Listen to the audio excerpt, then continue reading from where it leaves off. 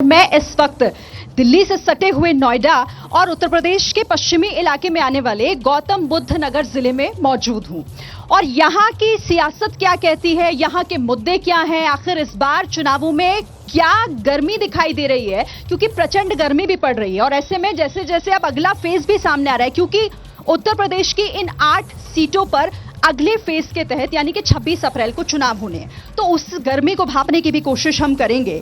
देखिए, उत्तर प्रदेश इसलिए भी जरूरी हो जाता है सियासी लिहाज से, क्योंकि जो 400 पार का टारगेट रखा है वो उत्तर प्रदेश ही काफी हद तक तय करेगा कि वो मुमकिन हो पाएगा या फिर नहीं हो पाएगा। इसीलिए सबकी निगाह उत्तर प्रदेश पर है और इसीलिए जब एनडीए के जितने भी बड़े नेता हैं वो उत्तर प्रदेश में आकर रैलियां कर रहे हैं, चुनाव प्रचार कर रहे हैं, खुद प्रधानमंत्री, गृह मंत्री, उत्तर प्रदेश के मुख्यमंत्री लगातार लोगों के बीच पहुंच रहे हैं। और प्रधानमंत्री तो जब उत्तर प्रदेश आते हैं इस मंच से वो लगातार यही कहते हैं कि 2 शहजादे उन्हें तो पहले ही जनता खारिज कर चुकी है। हालांकि चाहे अखिलेश यादव हो चाहे राहुल गांधी हो, वो लगातार अपनी जीत को लेकर आश्वस्त हैं। लेकिन क्या कहता है यहां का मिजाज, जनता भी मेरे साथ है और महाभारत एक्सप्रेस पर इस वक्त इसकी छत पर मैं खड़ी हूं। तपिश बहुत ज्यादा है, लेकिन गर्माहट मुद्दों की कितनी है ये समझने की कोशिश करेंगे। मेरे साथ यहां पर 2 मेहमान भी हैं, नीचे पूरा पैनल और जनता इंतजार कर रही है। लेकिन उससे पहले वार पलटवार एक रिपोर्ट।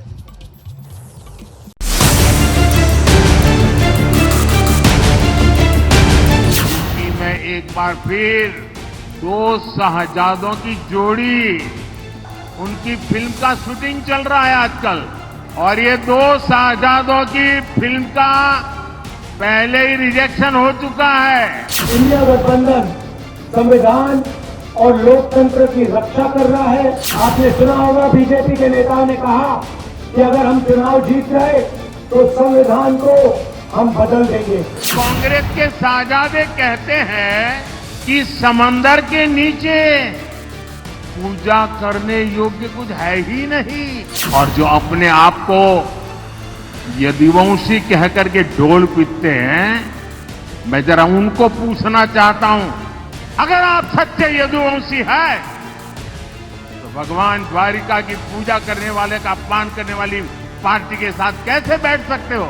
इस बार तो अमरोहा की ढोलक बज करके भारतीय जनता पार्टी की विदाई होने जा रही है।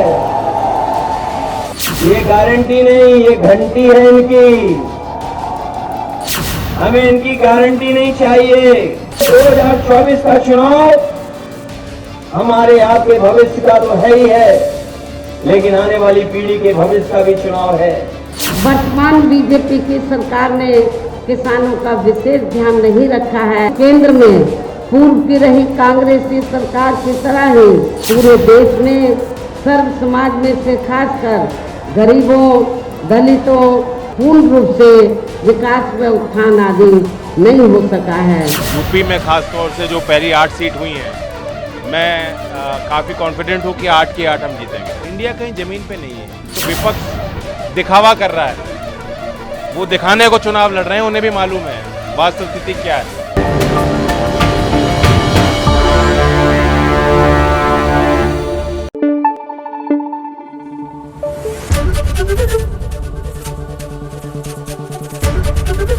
एबीपी न्यूज आपको रखे आगे।